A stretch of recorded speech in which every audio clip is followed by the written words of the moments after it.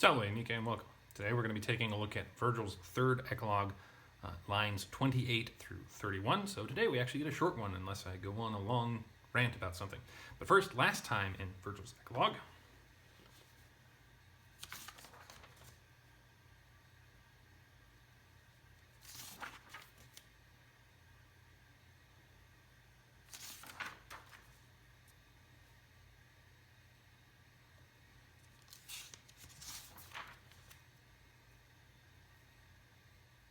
here's the rubric that we look for as we go through. Let's get started. Vis ergo inter nos, quid possit uterque vicissim experiamur, ego hanc vitulam, ne forte recuses bis venit ad motram binos alit uber fetus. Depono. Tu dig, mecum quo pignore cartes. This is a surprisingly even-tempered response from Demoitas. But let's get into what he actually says. Our very first word is a regular verb from volo, vele, volui. This is the second person singular present tense, though you can't really tell by looking at that, because you would expect voles, or volis, but no, that doesn't exist. Active and indicative, ergo, therefore, from what Menalcas just burned Demoitas to death with. Do you wish is what this means, is we have a question here. Therefore, enter prepositional phrase plus nos. Quid can't fit into the prepositional phrase, taking accusative. This is plural, common, since it's the same for both men and women, among ourselves. And then we enter a bit of a jumble of words that even the green and yellow acknowledges is kind of a mess. And what they speculate is that this is all jumbled together because Vergil's trying to get the idea that Demoitas is excited about this idea. They've been dissing each other, and Menalcas doubts his ability to play songs, to sing, and so Demoitas thinks, I've got it. I'll challenge him. And then word vomit. So I'm just going to have to parse each of these as they come along. Quid, that's accusative or nominative. Singular, neuter. It's not going to be nominative though. So we got Demoitas and Menalcas as our subjects. Possit, it right there. Possum, posse, possui. Yeah, possui. This is not the second person singular indicative. What am I thinking? Then possit is the present active subjunctive. It would be the imperfect if that I instead was an E, building it off of the infinitive. But nope, present. And moving on to uterque. This is uterum, I want to say. So the ER is nominative, singular, masculine. So whichever may be able, whichever may be able. Quia, I think, is just giving it emphasis or making sure that it fits the length of the line that Vergil's looking for. Vicissim is, I think, an adverb. I'm going to have to double check that as I don't have it in my notes, so I'll be right back. I was right. It is, in fact, an adverb, and this means to take turns or to do in turn.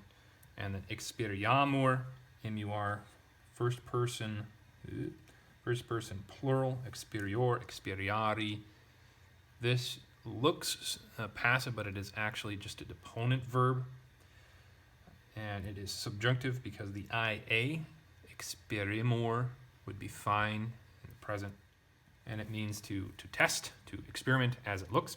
So then, trying to piece this together. Therefore, do you wish among ourselves what thing, we might say what thing, whichever one, we would imply one of us may be able, in turns, we test. That's still complete gibberish. So, instead, how about, do you wish, therefore, among ourselves, that we may experiment, whichever one of us may be able, in turns, this thing. And that's stretching the text a lot, but at least it makes sense.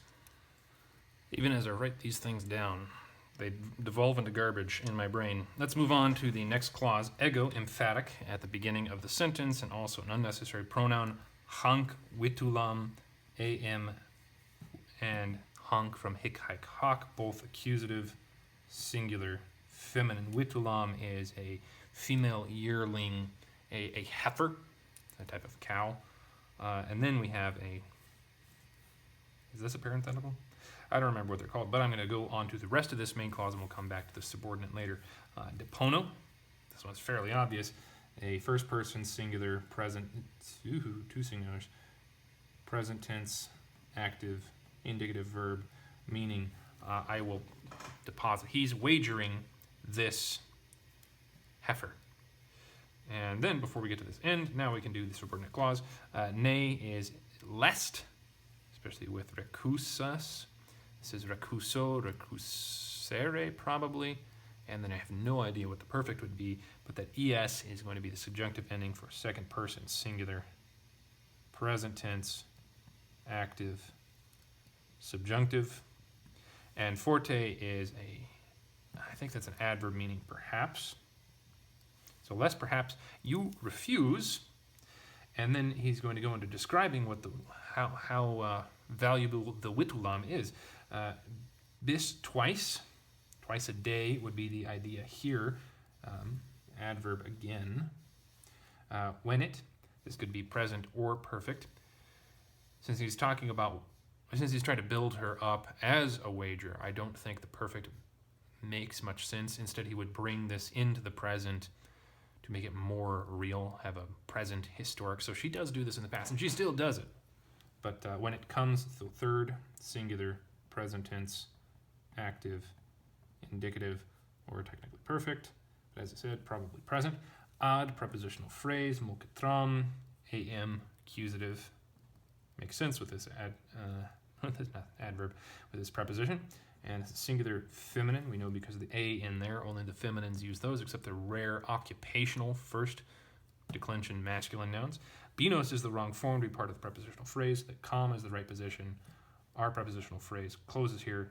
And moktram is the milk pail. Binos, os, for an accusative plural, masculine. Alit is our verb, and this word means to feed, to nourish. So this is allo, I think. So the I just tells us that it is present tense.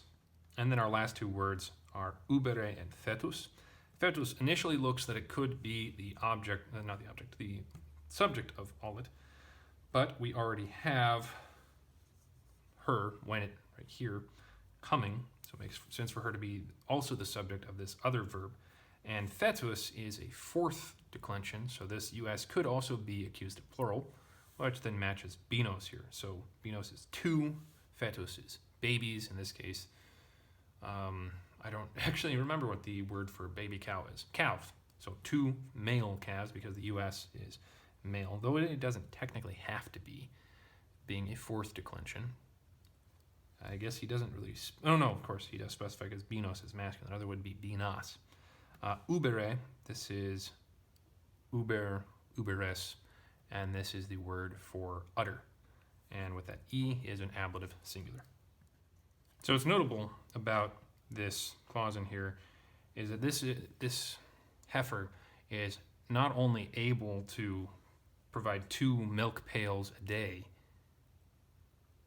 or 2 milk pails a day, once in the morning, once in the evening, but she also feeds 2 of her calves, which is a huge amount of milk, especially back in the day when animals weren't known for their beefiness.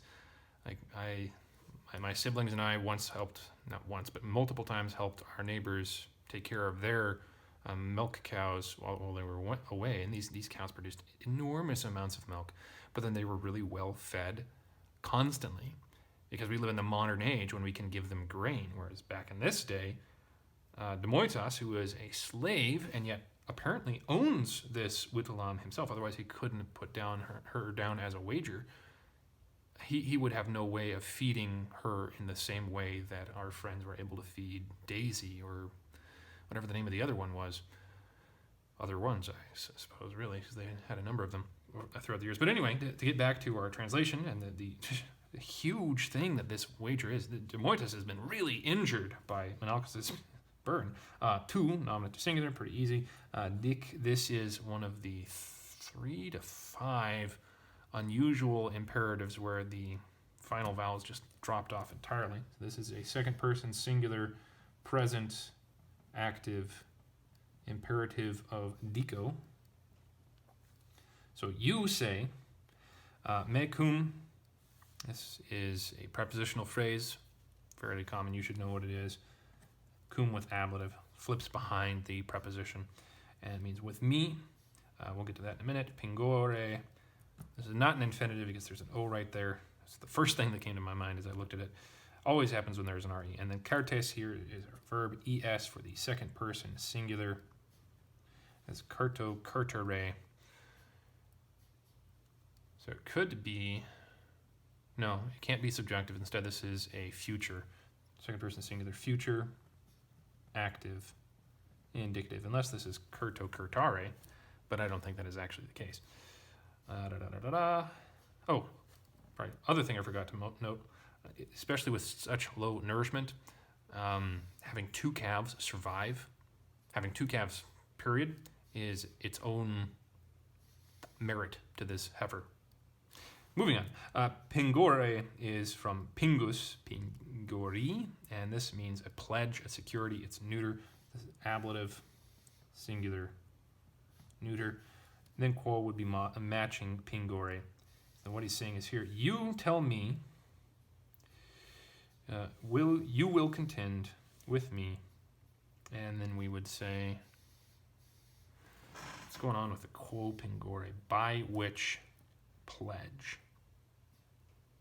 Yeah, you will contend with me by which pledge, but then I would expect a dative of cause or something like that instead, or a dative of reference, but pingore is in the wrong form for that. It would need to be pingori.